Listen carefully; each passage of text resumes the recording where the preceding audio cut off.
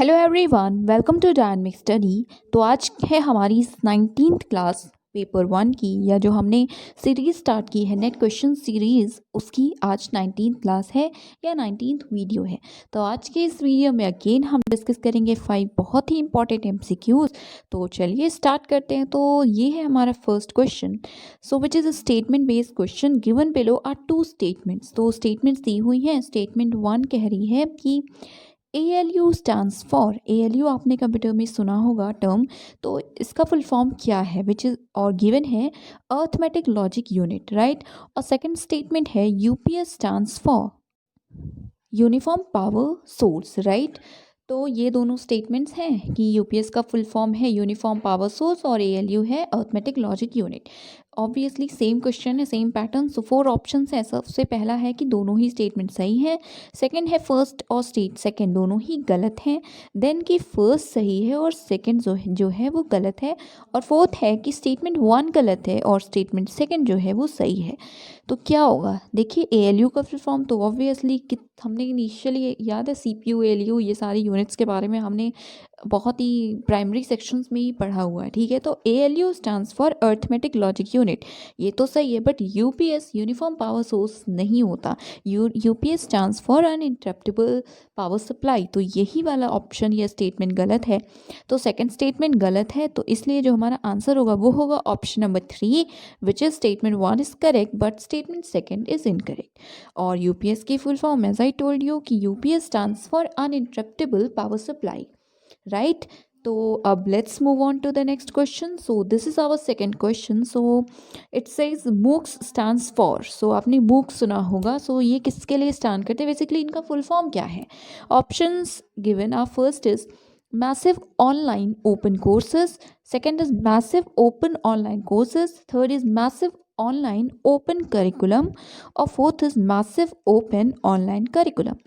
तो yes, properly आपने इसे पढ़ा होगा। नेट पेपर 1 के लिए क्वेश्चंस आते होंगे, स्वयं पढ़ा होगा, स्वयं प्रभा और बहुत सारी ऐसी चीज़ें, राइट। नहीं पढ़ा तो वीडियोस अवेलेबल है चैनल पे, प्लीज़ उसे देखिए। तो देखिए MOOCs स्टैंड्स फॉर, यस इसका आंसर होगा ऑप्शन नंबर सेकंड इसका आंसर है। फर्स्ट इसका आंसर नहीं है, सेकंड आंसर है, that is MOOCs stands for massive open online courses, right. तो यस, ये था सेकंड क्वेश्चन। और अब हमारा थर्ड क्वेश्चन रिलेटेड है एजुकेशन से, एंशियंट एजुकेशन से बेसिकली। सो क्वेश्चन है, which one of the following ancient universities provided for the teaching of a special subject Vajrayan Buddhism along with other subjects? Now the 4 options are Mithila university, Jagaddal university या Jagaddal university, जो भी आप pronounce करते हो। Third है नालंदा विश्वविद्यालय, Nalanda university. और fourth है उदंतपुरी या उदंतपुरी यूनिवर्सिटी, ठीक है। तो Vajrayana Buddhism as a subject, as a special subject किस यूनिवर्सिटी में, किस एंशियंट यूनिवर्सिटी में पढ़ाया जाता था बाकी सब्जेक्ट्स के साथ। तो देखिए, ये तो अगर आपने पढ़ा हो तभी आप बता सकते हैं, ऐसे क्वेश्चंस में गेस तो किया नहीं जा सकता। तो यहाँ पे जो आंसर है वो है option number second, that is Jagaddal या जगद्दाला यूनिवर्सिटी जो थी। इस विश्वविद्यालय में वज्रायन बुद्धिज्म एक प्रॉपर स्पेशल सब्जेक्ट था बाकी सब्जेक्ट्स के साथ। तो जो आंसर है वो है option number second, that is Jagaddal university, right. तो अब चलिए देखते हैं अपना आज का नेक्स्ट क्वेश्चन। सो ये है क्वेश्चन नंबर 4। क्वेश्चन है, for the introduction of the concept of total quality management TQM in universities which of the following will be considered helpful. कि अगर हम TQM यूनिवर्सिटीज़ में इम्प्लीमेंट कर रहे हैं कॉन्सेप्ट जो है TQM क्या है कि total quality management, basically overall comprehensively quality पे ध्यान दिया जाए, क्वालिटी मैनेज किया जाए यूनिवर्सिटीज़ में एजुकेशन सिस्टम से रिलेटेड, एजुकेशन से रिलेटेड। तो ये कॉन्सेप्ट अगर हम TQM का इंट्रोड्यूस कर रहे हैं यूनिवर्सिटीज़ में अपनी, तो जो ऑप्शंस हैं 5 दिए हुए हैं, इनमें से क्या सबसे ज़्यादा हेल्पफुल होगा ये हमें बताना है।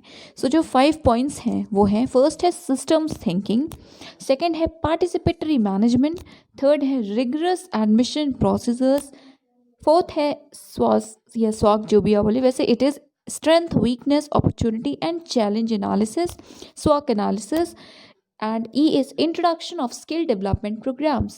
So question है, choose the correct answer from the options given below. तो 4 ऑप्शंस हैं। सबसे पहले ऑप्शन में देखते हैं, तो देखिए फर्स्ट में है A, B and D only, that is systems thinking, participatory management and स्वॉक एनालिसिस। सेकंड है A, B and C only, systems thinking, participatory management and rigorous admission processes. Third है B, C and D only, and fourth है D, C and E only, right. तो देखिए आपने सुना, मैंने 5 points पढ़े या आप खुद भी देख रहे होंगे। तो इसमें रिगरस जब एडमिशन प्रोसेसर्स वाला जो सी पॉइंट है, आप खुद समझ सकते हैं, जब हम कॉन्सेप्ट देख रहे हैं टोटल क्वालिटी मैनेजमेंट का, ठीक है, क्वालिटी मैनेजमेंट यूनिवर्सिटीज़ में, इस कॉन्सेप्ट को जब हम इम्प्लीमेंट करना चाह रहे हैं, इंट्रोड्यूस करना चाह रहे हैं, तो उसमें क्या रिगरस एडमिशन प्रोसेस किसी भी तरह से हेल्पफुल हो सकते हैं? बिल्कुल भी नहीं, राइट। तो इसलिए देखिए सी ऑप्शन या सी पॉइंट तो होगा नहीं, तो इसलिए जो सेकंड, थर्ड और फोर्थ ऑप्शंस दिए हुए हैं ये सभी खुद ही एलिमिनेट हो जाते हैं। तो जहाँ पे जो हमारा आंसर हो जाएगा वो हो जाएगा option number first, that is A, B and D only. और अगर आप ए, बी और डी को देखें भी, तो देखिए टोटल क्वालिटी मैनेजमेंट की बात हो तो सिस्टम्स की थिंकिंग, सिस्टम देन मैनेजमेंट हो, पार्टिसिपेटरी सभी लोगों के पार्टिसिपेशन से हो बेसिकली, और D that is strength, weakness, opportunity और चैलेंज, इन सभी पॉइंट्स का एनालिसिस। ये ऑब्वियसली टोटल क्वालिटी मैनेजमेंट के लिए बहुत ही हेल्पफुल है, बहुत ही ज़रूरी है। तो इसलिए ये तीनों ही ऑप्शंस 100% सही होंगे ही, राइट। तो इसलिए जो हमारा आंसर है वो है option number first, that is A, B and D only, right. तो ये था हमारा फोर्थ क्वेश्चन। अब हम देखते हैं अपना आज का लास्ट क्वेश्चन। सो ये है मैच द कॉलम से रिलेटेड। तो 2 कॉलम्स दिए हुए हैं, 2 लिस्ट दी हुई हैं। फर्स्ट लिस्ट में आप देख सकते हैं असेसमेंट और टेस्ट इंटरप्रिटेशन मेथड्स दिए हुए हैं। आपने इन चारों ही असेसमेंट टाइप्स को पढ़ा होगा, फॉर्मेटिव असेसमेंट, समेटिव असेसमेंट, उसके अलावा टेस्टिंग है, नॉर्म रेफरेंस और क्राइटेरियन रेफरेंस या रेफरेंसिंग टेस्टिंग, राइट। तो अभी इन्हीं से रिलेटेड जो डिस्क्रिप्शन है इन पॉइंट्स का वो दिया हुआ है लिस्ट सेकंड में, राइट। तो अब किसका सही डिस्क्रिप्शन क्या है वो हमें बताना है, मैच करना है। सो सबसे पहले दिया हुआ है A, formative assessment, second is B, summative assessment, C है नॉर्म रेफरेंस्ड और डी है क्राइटेरियन रेफरेंस। तो इनसे रिलेटेड एक क्वेश्चन हमेशा आता है और एक क्लासिक क्वेश्चन है, राइट, हमेशा से आता हुआ है और हमेशा आता भी है। तो डिस्क्रिप्शंस की बात करते हैं। तो फर्स्ट में दिया हुआ है the test data helps us to determine a student's rank, student की रैंक हमें डिटरमाइन करनी है। किस टेस्ट का जो डेटा है वो इस चीज़ में हेल्प करता है। देन सेकंड है द टेस्ट डेटा, जो है किस टेस्ट का डेटा हेल्प करता है हमें कि हम स्टूडेंट का लेवल जान सकें, वो कितना प्रोफिशिएंट है, राइट। थर्ड है the intention is the evaluation in the evaluation is to identify scope for improvement. किस इवैल्यूएशन का जो इंटेंशन होता है, हम उससे क्या चाहते हैं, तो वो जो इंटेंशन है वो है कि हम स्कोप इम्प्रूव, मतलब किसी एक कैंडिडेट स्टूडेंट के बारे में हम इवैल्यूएशन के थ्रू ये जानना चाहते हैं कि क्या चीज़ें हैं जिसे आगे इम्प्रूव किया जा सकता है, स्कोप कितना है इम्प्रूवमेंट का, है भी या नहीं, ये सारी चीज़ें। और फोर्थ है इवैल्यूएशन जो है वो जजमेंट के फॉर्म में होता है, ठीक है, और evaluation is in the form of judgement to be used for at least immediate future. हमें और इस जजमेंट ये जो हम करेंगे इस इवैल्यूएशन के थ्रू वो हम नियर फ्यूचर में ही यूज़ करेंगे, ठीक है, तुरंत ही हमें उसे यूज़ करना है। तो एक चीज़ तो आपको इससे पढ़ के ही क्लियर होगा, फर्स्ट दोनों जो है वो टेस्ट के टाइप के डिस्क्रिप्शन है, ठीक है, तो सी डी का 1 2 में से ही एक होगा, और बाकी जो लास्ट के दोनों हैं थर्ड और फोर्थ वो इवैल्यूएशन से रिलेटेड हैं, तो असेसमेंट के टाइप्स होंगे, ठीक है।